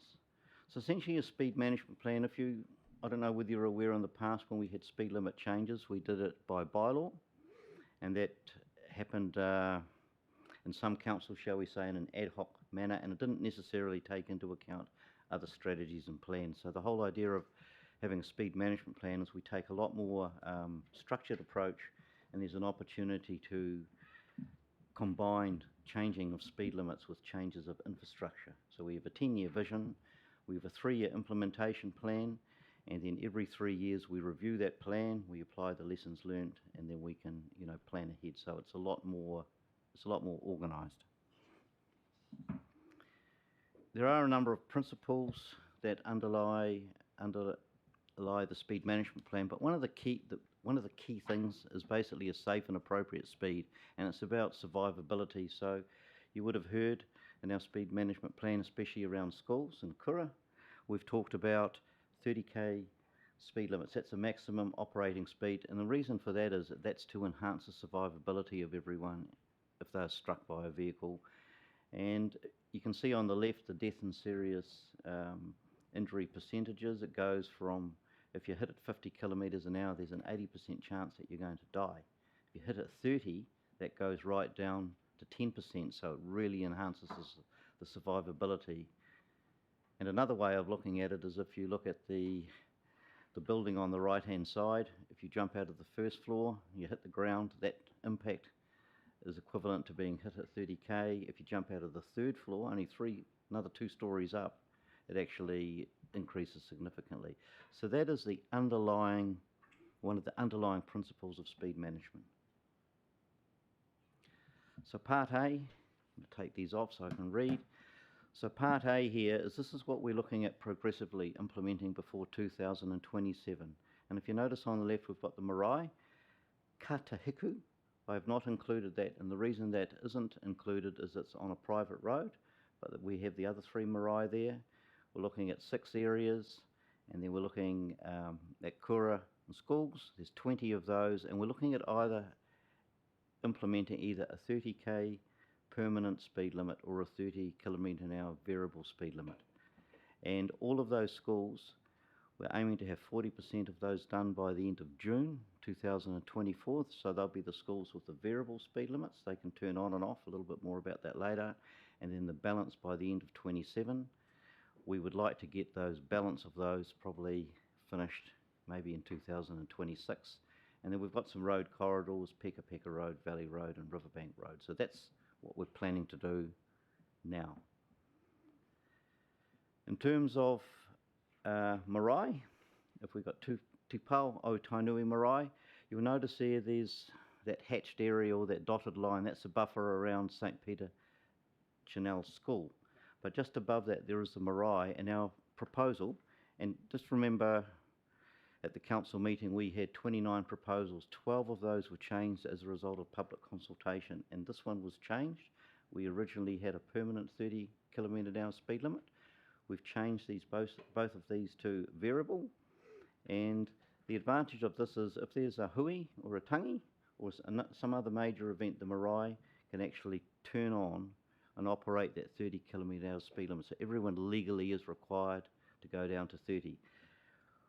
What we still need to work through here is it's very close, well it's right beside the school, and so I'm going to be talking to NZTA, get a little bit of advice for them, and we're going to talk about can we run both of these separately or can we run both of these together. But a little bit of work to be done, but that's the proposal for this particular marae. We've got Raukawa marae, and here we are looking at extending the 30 kilometre an hour permanent speed limit east from Aotaki Street. So that'll go west past the marae and past the fire station. You notice at the moment it's right beside the roundabout, And we're also going to look at, see if we can get some, a marae sign in there as well, if it's practical, because there's quite a few signs there. And we're looking at doing that, I think, in 24 to 27. You might think that's a fair way away. Well, it is, but the reason we're also doing that is we're doing that as a wider package right across Kāpiti, and the reason we're doing that is we can get value for money with all of these other projects. On its own, it's relatively simple, but we still need to, fine-tune a few details. Then we've got the Whakarongatai marae, something similar there. We're looking at making Marae Lane 30 km out of permanent, and also parts of Nio Road as well. And again, we're looking at putting a flush threshold. So a flush threshold will be, like the paint across the road. It'll have the 30k there, and then we'll have some signage. So it's very similar to what we're proposing in Mill Road. Again, that's 24 to 27. Signs, wherever possible. Well, every school, it's not wherever possible, every school is going to have a Kura school sign. And that'll be the variable speed limit signs, which is what we've shown there. And just so you know, that 30 at the moment, you'll have like the Jack and Jills, the two people. That'll get replaced, and you'll have a 30, and that'll flash, that red rounder will flash. And when that's 30, and we'll be engaging with the schools, working out what times they would like them to operate, and then we'll be sharing some information about how they can actually manage that, and also for other events outside, before and after school. And the same thing applies for marae as well. And then we've also got the marae signs. We'll install those wherever we can. In terms of next steps, Council on the 31st, they approved the speed management plan. Very excited about that. That excluded Paikokariki. We're consulting on that now because there's another proposal to reduce the speed limit all over Paikokariki to 30 kilometres an hour. We're planning to take that back to Council, the results of that with a recommendation on the 26th of October for Council to make a decision. Once they've made that decision, the whole plan will have been approved, and then we can actually go about the process of getting the speed limits actually implemented. We can get Wakakatohi to approve, the changes. So we want to get a lot of that done before the end of June. So that's the June 24. They should all be in. And in the first half of next year, what we would like to do is we'd like to commence some consultation with, for example, the marae out at Tainui and Raukawa, and also Whakarongatai, just about some of the details and the locations of, some of those permanent speed limits. And we'd like to get that all done in the first half of 2024, so then we can get a professional services brief and we can get the design underway in the second half of next year. So it's quite ambitious, but that's what we would like to do. Part B, so there's two parts. Part A is what we're going to do before 27, and then Part B is what we plan to do after 27. And I just wouldn't mind highlighting a couple of points here. We went out and we consulted on these four options shown here. Option one was expanding the school zones, and essentially was expanding the school zone to maybe 1 or 2 kilometres with a 30 kilometre an hour speed limit. Expanding areas was similar to the school zones, but that was like essentially suburbs. And then we had road corridors where we asked the public, no changes to speed limits, but would you like some infrastructure to help you get across the road safely? Things like pedestrian refuges, tightening up some of the side roads so people don't come out there too fast and then take out a cyclist they didn't see coming on the right, and also reducing speed limits on all roads. The public came back, and I can't remember what the numbers were, but something like 85% was something in that order. They voted for basically expanding of road corridors as the number one priority, followed by expanding school zones. And so that's going to be the focus for after 2027. And so we want to start consultation in 2025, which might be on the next slide, but actually do that a bit more jointly with the public. Like, for example, the road corridors, we'll probably go out and we'll ask people, well, we've got these road corridors, what do you think we need to do? School zones, we'd like to visit the schools and say, if you're walking to school or cycling, what are the things that you need to help you feel safer? So it'll be more joined up, and then when the proposal goes out, we've already had quite a bit of community input. So future engagement, we've probably just covered part of that there, but you can see those are the two areas of focus. And it could be, for the school zones, it may be that there is no changes in speed limits. It may only just be infrastructure, and we'll just obviously have to prioritise the schools and the infrastructure, what we can afford and what we can deliver, and we'll report back. But there's a real opportunity for that Part B, for the public and yourselves to be involved in helping shape that going forward. Tēnā koutou. Any questions? Tēnā koe, Ron. Thank you very much for the presentation and the work that has been done to help inform us about the approach across the district here. Are there any questions, please? Any points for clarification? Kia ora. Yeah, I know how much work's gone into that plan, so thank you for that. And probably a question I should have raised earlier, but there are no marae signs for Katihuku, are there, going along the old state highway into Te Waka Road or Addington Road? Yeah, not that I'm aware of. Not that you, yeah, I just wonder if, yeah, I'm just wondering if we revisit that and how we can do that, that's all. Because Katihuku Marae is at the end of a very long drive out there. And I've actually spoken to the revocation team as well, because they'll be doing some works along there in terms of Te Waka Road, the access at night time. It's really hard to see that going into that turn at Te Waka Road. Addington's fine, but when you're trying to find Te Waka Road on a dark night, there's not a lot of lighting, and the sign is really, really small, so you rarely ever see it. So that might be something I can take up with the revocation, but just highlighting that maybe we might come back around the marae sign for Katihuku, of which there would likely be two. Yeah. Look, we can definitely look at that. Probably the key thing for us is we just have those, those contacts, which I believe the iwi partnerships team have already shared with us, so we can just work through them and we can look at that, definitely. It's not a major. No. Kia ora, Ron. Thank you for your presentation today. We had a good conversation in Otaki some weeks back, Ron and I. There's probably two things, Andre.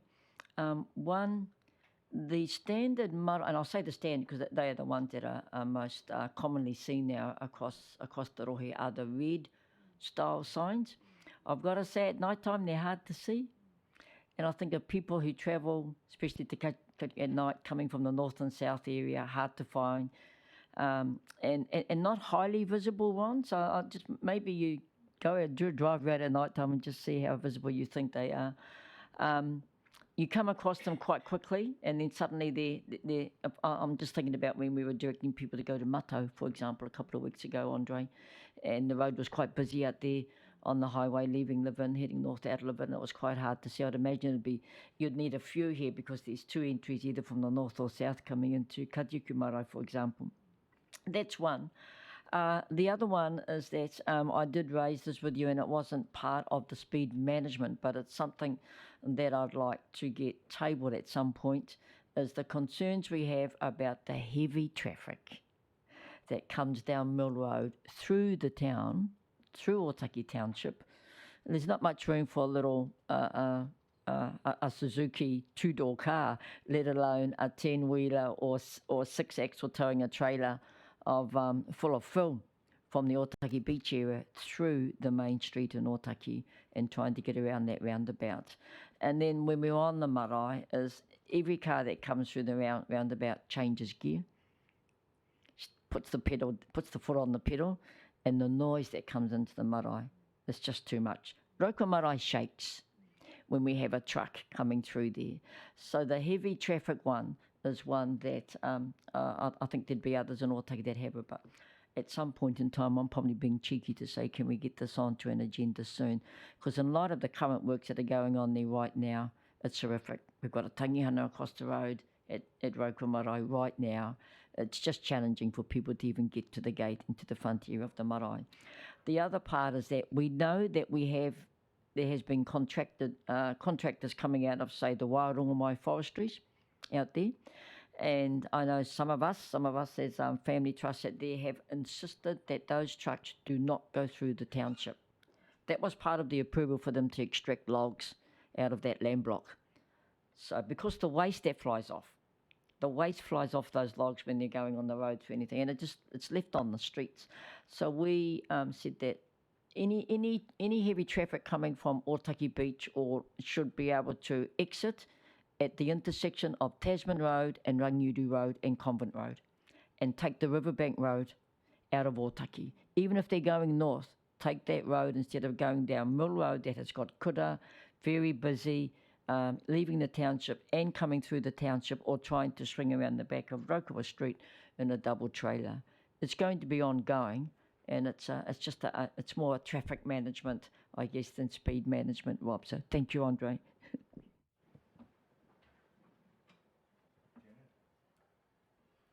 Yeah, I just want to congratulate Ron on the incredible work that's gone into this, and thank everybody who's participated in it as well from iwi. It's just a really great plan and really well staged, and really good opportunity for community feedback and councillors to sift through that and make changes as a result of that, which is just brilliant. So thank you.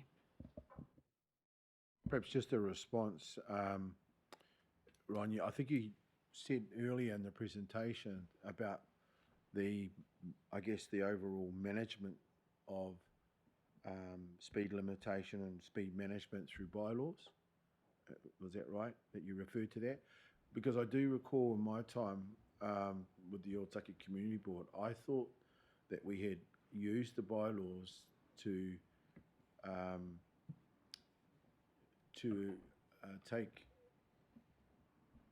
a degree of responsibility for what Denise is raising today, and divert the heavy traffic that does occupy space on our main streets, and divert that around the area that we're talking about, which is Main Street, Mill Road.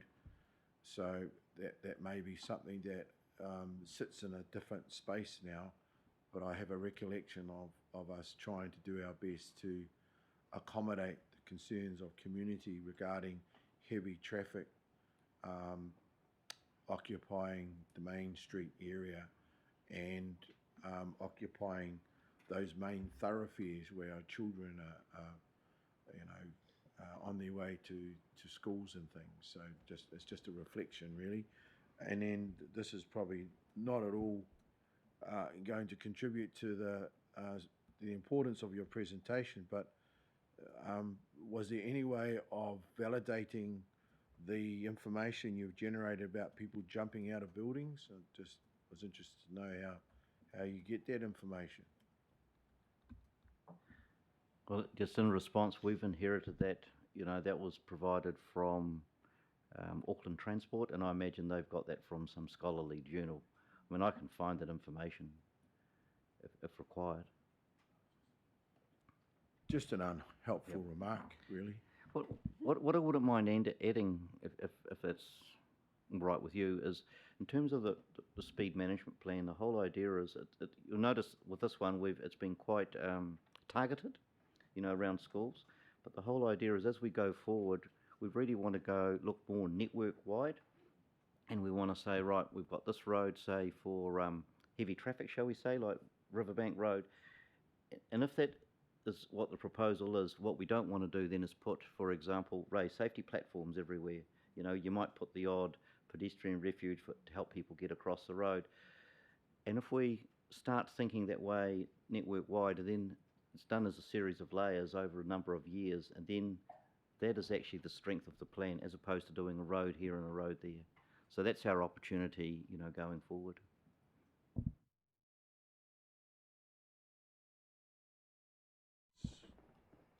My advice, then I extend our thanks to you for the excellent work that's been done here and for your presentation today.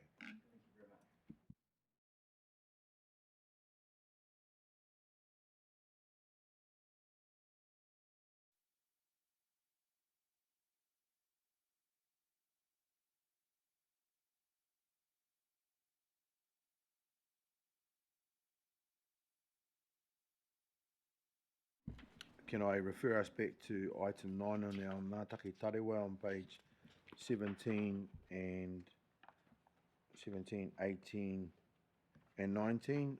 I don't know that there's any more that needs to be noted here. There's obviously some responses that we've received today regarding particular areas within the rohe. So I'll leave it to you, Hara, to walk us through the remainder of our Ngā Take Tārewa. Ka pai. Oh, sorry, excuse me. Point 20, did we discuss removing this from Ngā Take Tārewa? I thought so. I'll just like to note that if we could have that removed off the Take Tārewa. Point 21, this is in line with our TWOC review. So looking at this copy here, if you're happy for me to condense that with the other point that we've got for the Te Whakaminenga review and have it as its own. Okay. Kei te pai, Steffi. And lastly, point 23, I'm yet to catch up with the group manager of people and partnerships around this, so that's ongoing and an action for me to do. If there's any comments on that one.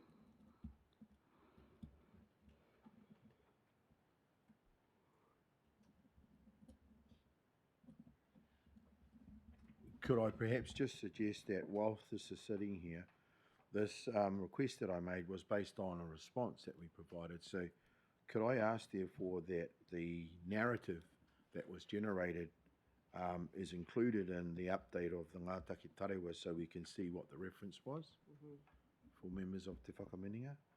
I think this was forwarded on by myself, but it was also in conversation with our operational arm. It was, I think from recollection, was referencing the way in which the remuneration for elected members was constructed and comparing that to delegations that mana whenua representatives hold and looking at the comparison. But I'm happy to go back and see if we can find the narrative, which I think we should embed into the Ngā Take Tārewa, so we actually know what is the reference point here.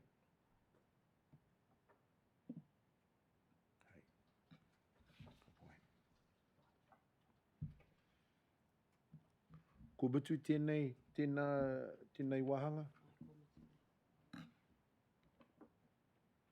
Thank you.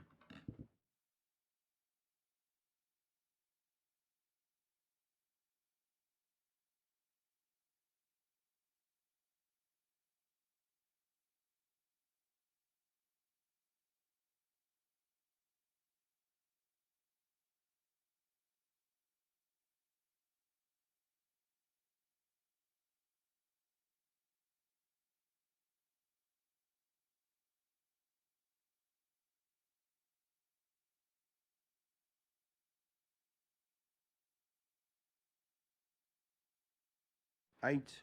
Are there any updates that you would like to record across our three iwi? Anything wangati toa? Any updates, Suriwai? Under item 8, ngā hapu o taki. No, the only thing I was going to add is that Rawiri Faulkner has been appointed as, I think, Pou Matarau. So I just need to acknowledge his appointment, or sort of return to the Runanga, and I look forward to having a catch up with him. And I think one of his key priorities is how do they as the Runanga support all of their various appointees across the rohe.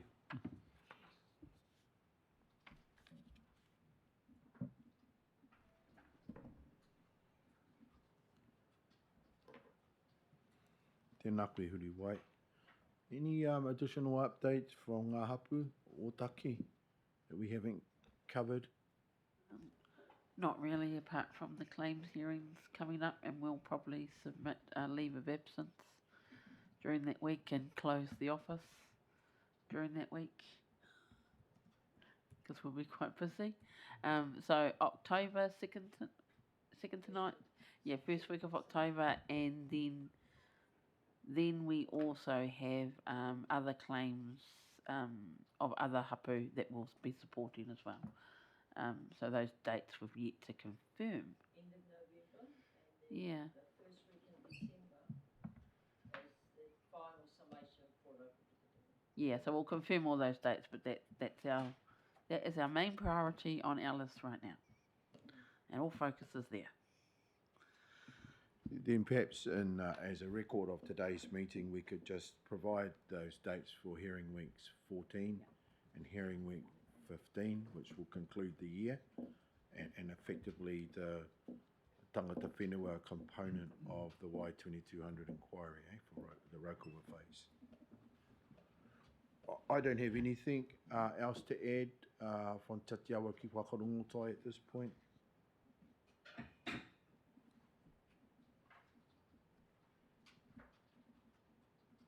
I think we've captured 9 as part of that conversation in Ngā Take Tārewa. Sorry, Janet, I see your light on. Yeah, sorry, we usually have council updates, but I'm going to be completely inappropriate and add to the Ngā Hapua Ōtaki update. Because I think we should mention the safety symposium that was held yesterday. I don't know if I wasn't there, but I couldn't be there because I was at a water symposium in town. But I gather it was hugely successful and a lot of positive outcomes coming out of that. And while we're on symposiums and hui and things, there was a very successful housing hui yesterday in Paraparumu, and we'll be providing an update about that as well. And the youth hui that was held earlier this month, we had representatives from Ngā Hapu at that. Unfortunately, there was a technical glitch and Te Atiawa didn't get their invite, but there's a follow-up one coming up soon, so we'll make sure that that's rectified for that. And I'd also just like to mention another wonderful thing I went to, which was at the Māori Health Camp, the Kiwi Can Do, setting up their education program there. And Caleb did just such a fantastic job hosting that, and some really exciting innovation and development happening down there.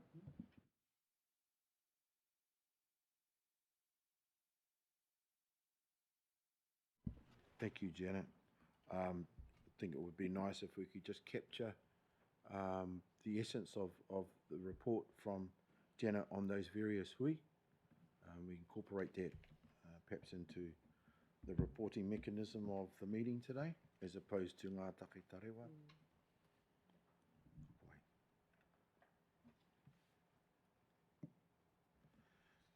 That takes care of item 10.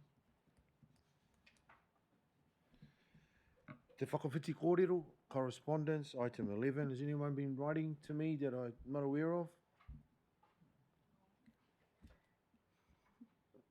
No? No one sent me a birthday card for yesterday?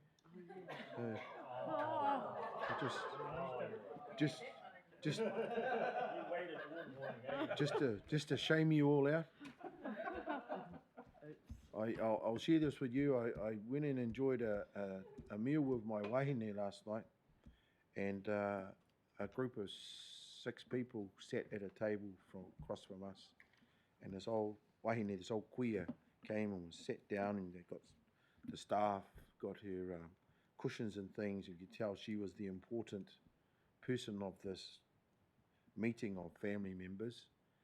And then they stood up and in front of everybody sung her happy birthday.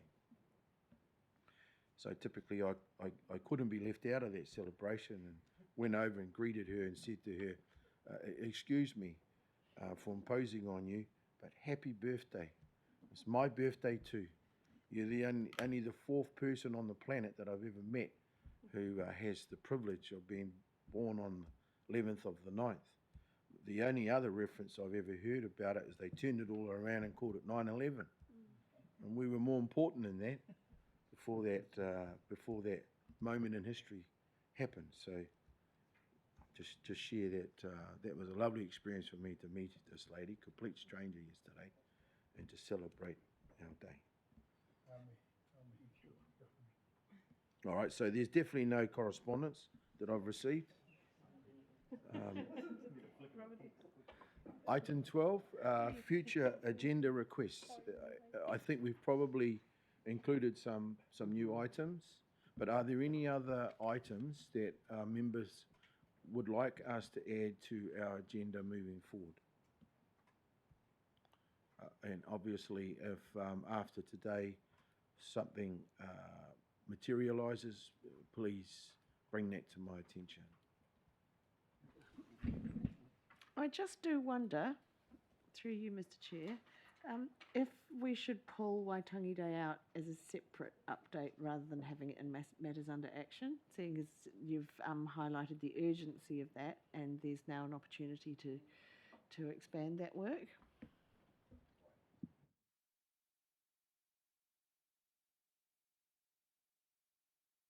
That it's visible. So, yeah, appreciate that advice. We agree to that. Any other future agenda items we should note or record?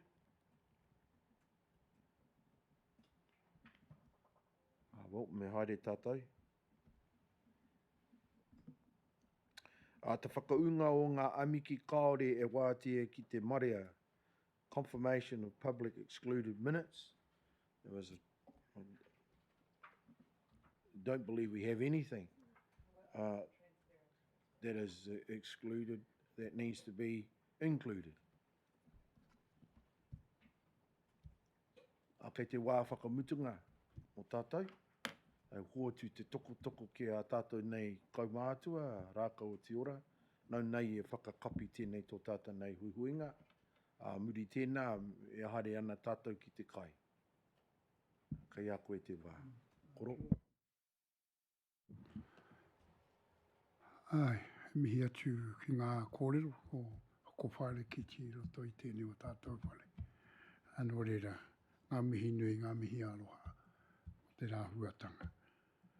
Ko tāku nei hia kia mahia mātou tēnei karaki anō. Kei a tātou katoa tēnei karakia, so I think what we'll sit and all read it together this time. So, and I will finish off with the karaki whakamutunga. So we start to me noho rā tātou, me tīmata.